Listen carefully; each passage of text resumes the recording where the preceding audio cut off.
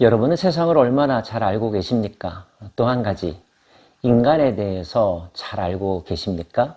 그 인간들 중에 여러분 자신에 대해서는 얼마나 잘 알고 계십니까?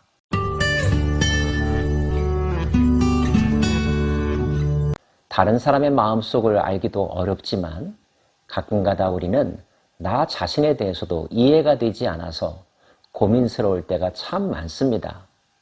내가 왜 그때 그런 행동을 했었는지, 그런 생각을 했었는지 알다가도 모를 일이라고 답답해하곤 하죠. 자신을 알아보기 위해서 사람들은 건강검진, 신체검사를 받고요. 심리검사도 받습니다. MBTI니 혈액형이니 체질이니 하는 등등의 검사 도구들을 이용해서 자신을 설명하려 하고 또 다른 사람을 이해하려고도 하죠. 하지만 그런 노력에도 불구하고 궁극적으로 내가 나를 잘 모르겠다라고 하는 이야기 한 번쯤 해보시지 않았습니까? 다윗도 그와 같은 마음이 들었습니다. 그리고 그런 고민에 대한 답도 찾았죠. 여호와여, 주께서 나를 살펴보셨으므로 나를 아시나이다. 주께서 내가 앉고 일어섬을 아시고 멀리서도 나의 생각을 밝히 아시오며 나의 모든 길과 내가 눕는 것을 살펴보셨으므로 나의 모든 행위를 익히 아시오니 여호와여, 내 혀의 말을 알지 못하시는 것이 하나도 없으시니이다. 주께서 나의 앞뒤를 둘러싸시고 내게 안수하셨나이다.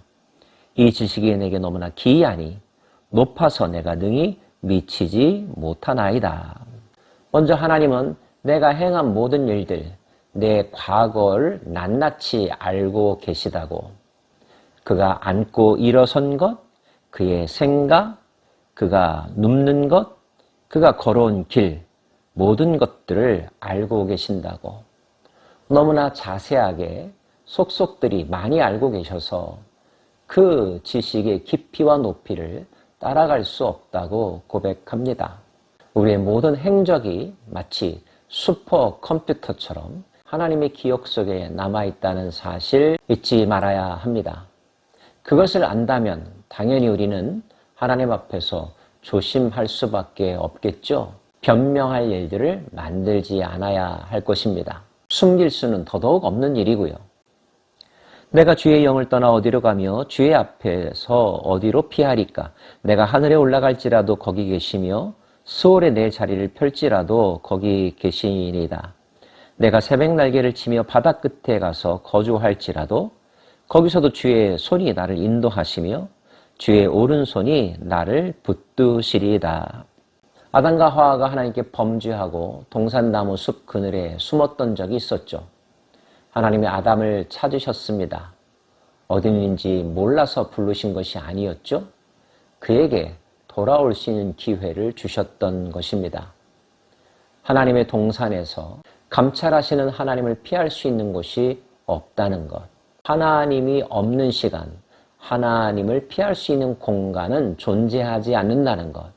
이것이 다윗의 깨달음이었습니다. 내가 혹시 말하기를 흑암이 나를 반드시 덮고 나를 두른 빛은 밤이 되려야 할지라도 주에게는 흑암이 숨기지 못하며 밤이 낮과 같이 비추이나니 주에게는 흑암과 빛이 같음이니이다. 아무리 깊은 동굴 속에 숨어든다 할지라도 깜깜한 어둠에 자신의 몸을 숨긴다 할지라도 하나님은 그 흑암 속에서 빛을 발하시며 나를 찾아내신다는 것입니다. 이렇게 하나님은 우리의 행적을 알고 우리의 계획을 알고 계실 뿐만 아니라 우리 내면의 심리도 알고 계신 분이십니다. 왜냐하면 하나님이 인간을 직접 창조하셨기 때문이죠. 주께서 내 내장을 지으시며 나의 모태에서 나를 만드셨나이다. 내가 주께 감사하옴은 나를 지으심이 심히 기묘하심이라. 주께서 하시는 일이 기이함을 내 영혼이 잘 아나이다. 내가 은밀한 데서 지음을 받고 땅의 깊은 곳에서 기이하게 지음을 받은 때에 나의 형체가 주의 앞에 숨겨지지 못하였나이다. 내 형질이 이루어지기 전에 주의 눈이 보셨으며 나를 위하여 정한 날이 하루도 되기 전에 주의 책에 다 기록이 되었나이다. 어떤 물건이나 기계를 발명한 사람은 그 물체의 기본 원리, 내용에 대하여 속속들이 잘 알고 있죠.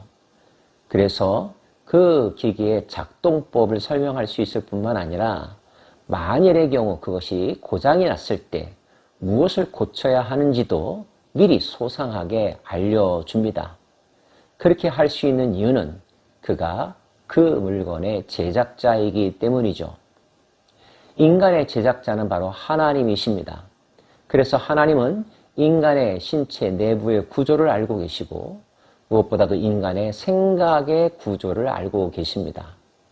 영을 불어넣어 주신 하나님은 인간의 영적 세계도 이미 파악하고 계십니다. 어떻게 행동하는 것이 가장 효율적인 삶이 될 것인지, 어떻게 행동하면 그 인생이 망하게 되는지도 알고 계시죠. 그리고 그럴 경우에 트러블 슈팅, 그 문제를 해결할 수 있는 방안도 이미 준비하고 계십니다. 만약에 인간들이 그 해답을 찾기를 원한다면, 질문한다면 하나님은 스스럼 없이 답해 주시죠. 하나님의 계획은 인간이 온전한 하나님의 형상으로 복된 삶을 사는 데 있기 때문입니다. 하나님에게는 인간이 복잡한 내부 구조나 심리 구조가 당연하고 아주 간단한 일일 수 있다는 사실을 우리는 깨달아야 합니다. 하나님이여, 주의 생각이 내게 어찌 그리 보배로운지요? 그 수가 어찌 그리 많은지요? 내가 세려고 할지라도 그 수가 모래보다 많도소이다. 내가 깰 때에도 여전히 주와 함께 있나이다. 바둑을 두는 사람, 고수일수록 몇 수 앞을 내다본다, 이런 이야기를 합니다. 그런데 오늘 말씀에 의하면 하나님은 몇 수 정도가 아니라 몇백 배, 몇천 배를 미리 내다보시는 분, 준비하고 계신 분이라는 사실을 알 수가 있습니다. 우리가 어떤 문제를 해결할 때 우리가 찾을 수 있는 해법은 서너 가지, 좀 더 경험이 많고 유능한 사람을 만난다면 5가지 정도이겠죠. 그런데 하나님에게는 그 수가 훨씬 더 많다고 합니다. 그분이 우리와 비교할 수 없을 정도의 놀라운 능력을 가지고 계시다면 우리가 살아갈 수 있는 가장 지혜로운 길은 그분께 의지하고 그분으로부터 해답을 찾는 일입니다. 다윗은 이런 하나님 앞에서 자신이 어떤 가치관을 가지고 살아가고 있는지, 또 살아갈 것인지를 하나님 앞에 아뢰는 고백을 합니다.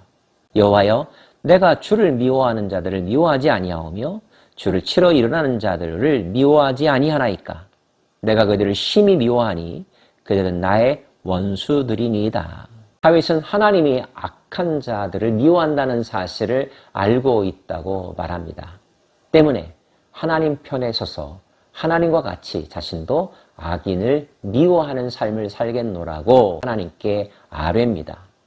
하나님께서 그것을 기뻐하실 것이라고 믿었기 때문이죠. 하나님이여, 나를 살피사 내 마음을 아시며 나를 시험하사 내 뜻을 아옵소서.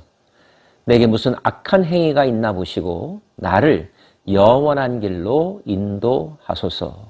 더불어 그는 자신 안에도 혹 있을지 모르는 악에 대하여 조심스러운 태도를 갖습니다. 자신도 악이 있는지조차 모를 수가 있기 때문에 자신을 테스트하여 달라고, 그래서 내 안에 악이 있다면 나로 하여금 깨닫게 하시고 그 악에서 구하여 달라고, 악의 함정에 빠지지 않게 해달라고 간구합니다. 그가 소망하는 것은 영원한 길, 영생의 길, 하나님의 길이라는 것을 분명히 밝히죠. 주께 인도함을 부탁하고 있습니다. 왜냐하면 자신 혼자만의 힘으로 그 악과 싸워 이길 수 없다는 사실을 알고 있기 때문입니다. 사랑하는 여러분, 인간을 바라보면, 나 자신을 바라보면 절망일 뿐이고 우울할 뿐이고 소망이 사라질 뿐입니다. 나를 바라보지 말고 나를 사용하실 하나님을 바라보십시오. 죄를 용서하시고 다시 일으켜 세워주실 하나님의 긍휼과 자비에 집중해 보십시오.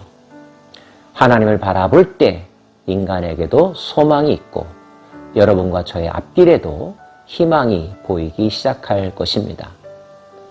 나보다 나를 더 잘 아시는 분, 그 하나님을 알아가는 일에 인생의 에너지와 시간을 집중할 수 있기 원합니다. 축복합니다.